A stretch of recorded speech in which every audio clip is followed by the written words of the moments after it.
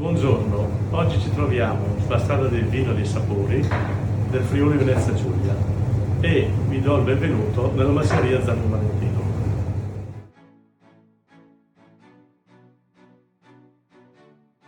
Ecco, in questo momento ci troviamo nel cuore proprio dell'azienda. Questa è la sala dove noi stagioniamo i nostri prodotti. È volutamente fatta tutto in muro, in sassi di una volta, con mattoni e addirittura delle fornaci di camino. E questo perché mi permette di avere un microclima unico.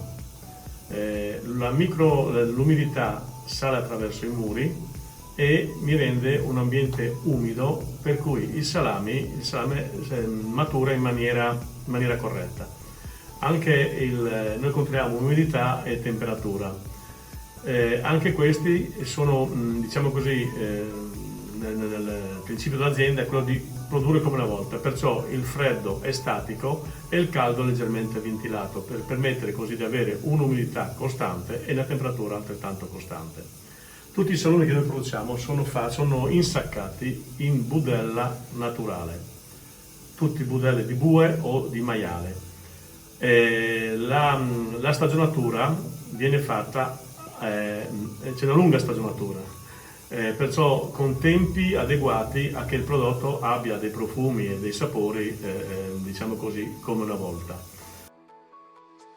Ci sono diversi tipi di muffe a seconda dell'età del prodotto, da quanto tempo è qui dentro, e tutte queste muffe che voi vedete sono muffe naturali.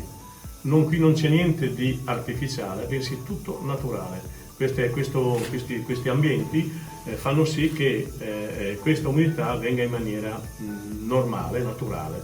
I prodotti che vedete fatti con Solfric Maià sono fatti prodotti con maiali di origine Italia, allevati in Friuli o in Veneto orientale. Ci troviamo alla fine del percorso, qui sono pronti per essere consumati e naturalmente vi aspettiamo per provare le nostre tradizioni.